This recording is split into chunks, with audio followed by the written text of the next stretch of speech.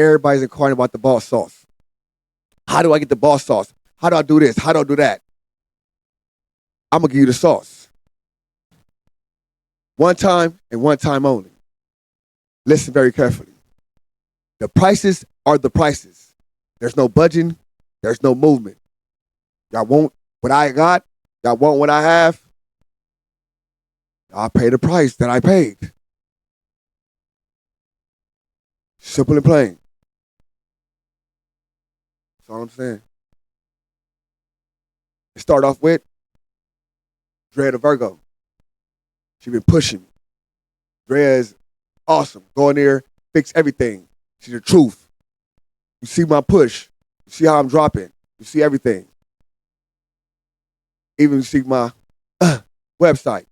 Make sure I tap in with the ODM website, ODMSlimShow.com. Got merch, no custers, anti-custer. Come on, cuz. Stop playing. I got nice as hell, soft as hell shirts. Come on. Straight up. Make sure I tap in, tap in, tap in. You want to know who built this for me? My boy Tony. Tap in with Tony. Tony's the truth.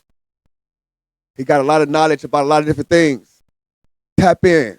Y'all want to be a part of my community, part of my peoples? This is how I build. Let's build, baby. You know what I'm saying? Let's build.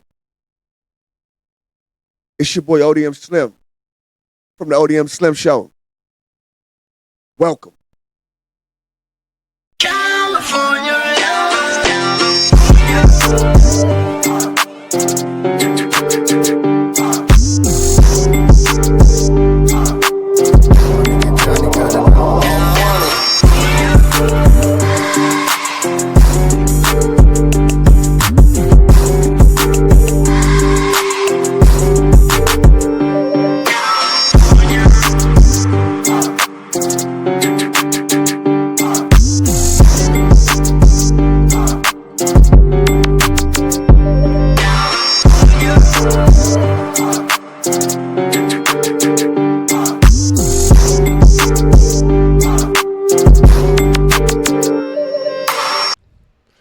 What's the deal? What's the deal? It's your boy ODM Slim, and I'm back again with another one.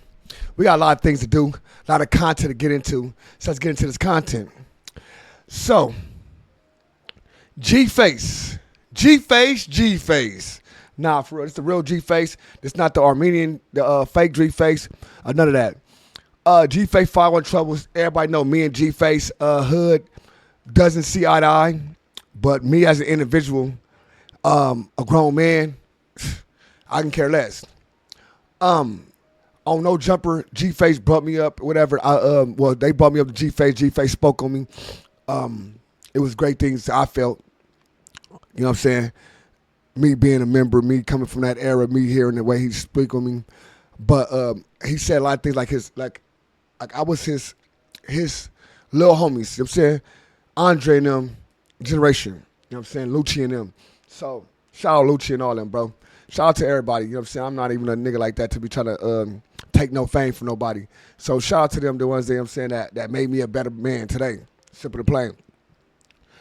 G-Face got on here at Cinemax TV and spoke a little stuff. I kind of heard a little piece of the story, and I kind of remember the story, so I wanted to break it down from my point of view. Let's get it. We got G-Face from Trouble Gangster Crips. Thank you for coming through, man. It's a pleasure, man. It's a pleasure. Thank you for having me.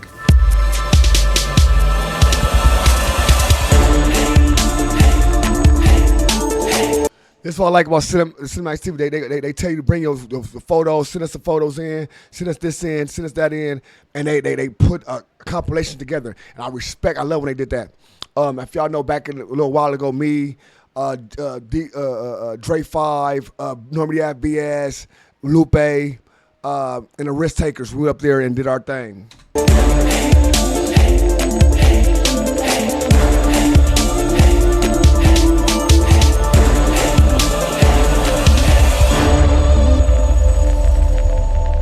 Now, I want to shoot out OG Cartoon for connecting us. It's all good. It's all good. You know, Cartoon reached out to me. and he was like, look, you gotta go fuck with them, so here I am. Right on, man. am. Now, G-Face, Respect. you're fresh. Cartoon, guys, shout out to Cartoon 5'3", big Cartoon 5'3". Out the pen. You're 6 months out from the penitentiary, federal pen. Yes, sir. How has life been adjusting to not only society, but now going on a media circuit and watching the internet? How do you feel about all the shenanigans and the soap opera that's been going online? I can't say I agree with it. You know what I'm saying? It kind of just hit me out of nowhere. But, people, they respect authenticity. They respect realism.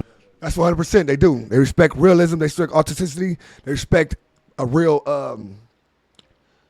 man explaining his life story. You know what I'm saying? They respect that. And as you can see, a lot of people have been vouching for the things that I spoke on. But I'm transitioning back into society, I want y'all to notice something. G-Face on this side of this thing right here has an SC, right, on the side of his shoulder, which stands for South Central, the same as Left Boy. You know what I'm saying? G-Face not from 60 Crip. G-Face got SC. A lot of our South Central residents, we push that on us. We do that. Taking it one day at a time, trying to build my business, build my name, build my brand, and kind of redeem myself, because I done been through the ringer. I did a lot of bullshit, throughout my career. And, the neighborhood you come from, started off as MBT, nothing but trouble. When did it transition from the Krylon cans as a tagging crew to the Glakishas and the whole, craziness of Crippin'? I'm from 5'1", Trouble Gangster Crip. So my era, my age group, we wasn't there from the beginning. When we left, when Nothing But Trouble actually left Lamert Park. They left Lamert Park and we settled in the 50s, in the 51st and Halldale area. I got a homie that's from the hood. Well, first of all, a lot of my homies was from NBT. A lot of my older homies, they was from NBT. They from NBT. You know what I'm saying? My homie S-Dog just got out of jail. He from NBT. You know what I'm saying? One of the original niggas, he really, they really love him over there. Really love him from NBT. Even when the stuff started happening and stuff, where we start feuding, they used to always call S-Dog and all that type of stuff. So, you know what I'm saying? Until he went to prison. When he went to prison in 99 and all that type of stuff, I think that's when it really got out of hand. When everything really got out of hand, you know what I'm saying? Because it was no, this is what I'm just saying. That's why I think, I don't know for sure, because I'm just in my era. This is the beginning of my era, 99, 97, 98, all that type of shit is where I came in at. You know what I'm saying? So, other than that, I don't really know. I had a couple homies, Big Sebo, rest in peace, E-Bone, rest in peace, they stayed on 51st and Halldale, and that was I want to say 92, 93. They aligned themselves with a group called MLK, Mobbing Like Crazy. Yeah, so MLK is the homies too. MLK was the homies. That's back in the time. MLK, WDC, DOM, all of them was crews that was crews. The K-Dubs. The K-Dubs is where the homies was. That's on Western Avenue. That's the start of Western Avenue of the Fives. K-Dub. You know what I'm saying? NBT, K-Dub, they always crew beefing, and it translated to gang beef. Which is Big Face, Dorian, a few other homies. They aligned themselves with the Nothing But Troubles, and they became Nothing But 5'1" Trouble Gangster Crip. Nothing But Halldale Trouble Gangster Crip. And we had to fight for that area over there, with our, with our brothers right now, which is the Five Deuce Hoovers, Right. And I'm right. So at the time, now we all listen. The other side, it was a gumbo pot, right, where the Troubles was at, from Western to the thing. The homie stopped on the 4, and it was like a gumbo pot, right? 53rd, 52nd, 51st, 50, all right there. It was different people over there. Hoovers, homies, people, you know what I'm saying? Then the Troubles emerged. This is what I'm told, not what I know. I stayed on 53rd and Halldale. You know what I'm saying? I stayed on 53rd and Halldale. This when the Troubles was at its highest. This one is 5'1" Halldale Gangster Crip. You know what I'm saying? If you look at his arms, he got HC on his arms. That's Halldale, gangsters. Halldale Crip. Halldale is the main block of the beginning of the 5-1 Troubles. Halldale. 51st and Halldale. I'm second generation of that wave. Right. And your alliance with the Five Deuce Hoovers oftentimes has misconstrued the thought that the 5-1 Troubles are part of the Hoover car. Right, right. But you're your own standalone entity. Yeah, in a sense, that we are and we not. You know, because you have some of my homies, you know, when they go to prison, they align themselves with the Hoovers, and you got some. All right, so let me speak on this part because I was in the pen at the time where the Troubles, the Hoovers got into it with some things in a certain pen. I want to say Salinas Valley or whatever. I don't want to be specific. And the Troubles are at that pen aligned themselves with the Hoovers against the gangsters. So it trickled down to other pens and Troubles and gangsters and stuff like that with the Hoovers and stuff. So a lot of them were standing with the Hoovers. They HC, you know what I'm saying? Halldale gangsters, Hoover gangsters. Straight up. Later on, my term, they got into it with the Hoovers. So I don't know where it stands at this moment with them, but it was just, it's 5-12 regardless. They had war with getting to each other, but they still brothers. Us and the 5-5 the same way. 5-5, 5-7-5, same way. We got to each other and all that, but we still brothers. We still brotherhoods. Some homies that align themselves with the gangsters. I wouldn't say we were like confused, but it was a little confusion in there till we got on one page and Trouble stand alone.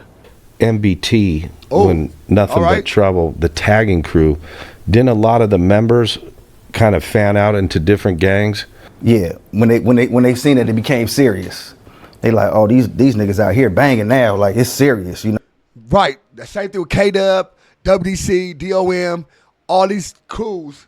They thought it was a game until it got serious, and then people started, because all these people is players. They players. They not really like the gangbangers. They players. They're not hustlers either. They just gay players.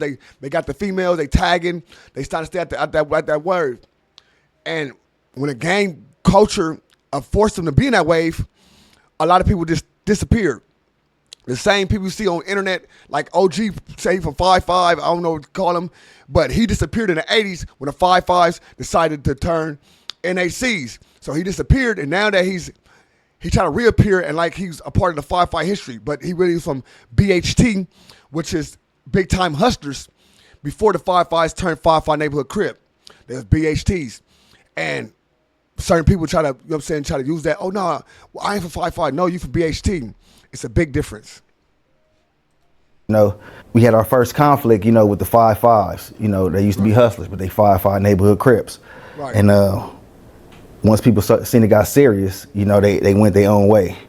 Like, nah, this shit right here too serious. People start getting shot. People start getting paralyzed. People start getting killed. They was like, we wasn't in this for this, because, you know, Trouble, they always been, Nothing But Trouble was like some fly dudes. They knew how to dress. They went to all the parties. They had all the girls, you know, things like that. But when it became serious, a lot of people went their separate ways. All right, this the part. It's the part I think I'm very interested in, because I could break it down to you a little bit. I remember this like it was yesterday, right? I'm just getting out of jail. I'm dealing with this female. Her name is Kalisha, and I'm dealing with this female. Her brother is from A-Tray Gangsta Crip. He like a black Mexican. He got tattoos everywhere. So we introduced him. I'm Burton. All right, you know what I'm saying? So, I'm seeing Burton. This and that. Burton get to the money. Burton do other things. Him, Lala, all that. They get to the bag. And one day they went to Arizona to get to the bag. Stuff happened with the car and all that. I'm in the house with my girlfriend at the time. I'm in the house with her, and this story was explained to me right here, and I'm hearing him explain the story somewhat. First, shout out, my Uncle Burton from A-Tray Gangster. That's Shout his out. uncle. It's crazy. It's Uncle Burton. So Kalisha's cousin. Kalisha's auntie then. Oh, shoot. Because Burton is Kalisha's brother. Baby Lala from A-Tray Gangsters too. Lil Lala from A-Tray Gangsters. We had a crew called Wow. GMB. You know what I'm saying? I remember GMB. From A-Tray Gangsters. GU from Fire Trey Avalon. Lil Hitman from A-Tray Gangsters too. So Shout out Hump. That's my boy, man. Shout out Hump, man. Lil Hitman, A-Tray Gangsta Crip. These people that he's explaining, I really know these people, bro. That's my nigga Hump, bro. Hump went to jail with one of my homies after this for a bank robbery. You know what I'm saying? With my homie, my bro, one of my bros, and his brother. You know what I'm saying? In the 40s. So shout out Hump, man. Shout out Hump, Lil Hitman, and all y'all, man, for sure. This, when he starts explaining stuff, right, it brought me back to reality. I'm like, wow, I got to do something on this. So we were known for being close to the freeway, running up in there, in and out that motherfucker with bags of money. Right. So quiet as crap, bro. I'm telling you, I know exactly what you're talking about, bro. You know what I'm saying? Kansas City, all this type of stuff. Like, I really know these people. Like, you know what I'm saying? I don't want to put myself involved in these people, but I know these people, bro. I swear to God. And it's crazy the way he's explained. He said them names, you know what I'm saying, that, and I never knew that Burton was his uncle. You know what I'm saying? So that's crazy. We go to Arizona. We go to Goodyear, Facts. Arizona to pass. We run up into Wells Fargo, cowboy style, Facts. blue bandanas on, khaki suits and chucks, Facts. Pistols, the whole shit. I held the lobby down, and my co-defendant went to Mary, which was the branch manager, opened the vault. She took them back there, and we loaded them bags up. We didn't really worry about the tellers, all the dye packs and the tracers and the bait bills and all that. We didn't worry about. We want the fresh money that's in that vault. Open this motherfucker up now. Facts. It was a guy. It was one of the people in the banks that was complying a little bit too much. Like, he knew the routine. Which raised my antennas. It raised my antennas, and I made him prone out, and I searched him. And when I searched him, I felt something heavy. So I removed his weapon, and I had his badge. I took his badge, I looked at it, and it says Phoenix Police Department, Phoenix Police Officer, something to that, nature. And I took his badge and I put it in my pocket. Like, this is my badge, bitch. Hey, listen, the crazy part is, listen, the cut got a little humor in the bar itself. I always thought this nigga face was just automatically just a serious person. This is my badge, bitch. That was a good one. Now, as we're loading the money up to leave, I made him get on his hands and knees and put his hands behind his back. And the homie came and kicked him in his ass like a football, like he was kicking the football through the goal. It was a Tahoe outside. They kicked the police in the ass. Boom! Boom! Field goal! It's good! 7 points. Awaiting us, and my unk, we got up out of there. Right. The officer happened to run outside with his cell phone, and he called in the dispatch. Got the description of the vehicle, and we jumped on I-10, I believe. We had a couple exits, till we got to our switch vehicle, and we was happy. We was in the car rapping, throwing up gang signs, we thought we had $1 million. There was so much money in there. The backpacks you couldn't even zip up. Facts. I actually dropped a brick of money on the way out the door, and I turned around and ran and grabbed it, and it was like a brick of all hundreds. So as we were on the freeway, on our way to our switch vehicle, the dispatch, was able to have an officer that was already on the freeway going to go do something else pull over. And he pulled over and he jumped out of his car, and he was waiting, looking at anything that fits our description. And when he seen us, he ran back to his truck and got in pursuit. We in this motherfucker screaming, we gotta get away from this motherfucker. Like, bam, another one get on us. We finally ditched the police on the freeway. And I turned around and I looked, and And I said, oh, we on and we about to get away. So the whole time I'm like, shit, I'm about to jump out now. But he was going too fast. Burton from A-Trade Gangsters, you know, he was swinging that motherfucker. He was swinging a little bit too hard. You know what I'm saying? Till we hit something. We hit something on the freeway, and the truck rolled. They told me on the freeway, bro. I remember that exactly what happened, though. She's like, I think my brother dead, all this other stuff, that they police tried to kill my brother. I remember this like it was yesterday, bro. I swear to God, like, and I would just listen to it. It was like a movie. Now listen to him talk about this like a damn movie. Like I just reliving it, bro. I remember exactly when this happened. Boom, boom, boom, boom, boom, boom, boom, boom, boom, boom. You know, you hear that, you know, your head's, you spinning. See, if y'all look right now, you see this right here on his arms? That say HC for Halldale Crip. You know what I'm saying? He got a 512, 515, those H's, you know what I'm saying? He troubled out the game, troubled on his forehead. You know, troubled out the game, bro. SC for South Central. I see it, man. TC for Trouble Crip. On game, 5-1 on his hands. TC on his throat. He hit the big Texas Rangers for the T. You know what I'm saying? Bro hit. Bro marked up like the subway in Harlem. Right now, right? But I know we got to get up out of here because you can smell, you can see the smoke of the vehicle, and the police is coming. So, you know, the homie pulled me out. I pulled the homie out, unbuckled his seatbelt, and as soon as the homie got up out that motherfucker and we grabbed the bag, it just boom, the whole truck blew up. Damn. So now we running through a field, and now it's the ATF out there, FBI, all the fucking police in the area had the whole area surrounded. You know, they had guns on us. We will shoot. They was telling us like they got the right to shoot if you know, if we keep running. So, you know, we ended up going to the feds, turned up. We didn't give a fuck. We in court laughing, balling up paper, throwing it. We didn't give a fuck. You know, one of the dudes deflected on us, you know. He went the other way. And, you know, that just appeared. That's a period of my life that, you know, I can't relive no more.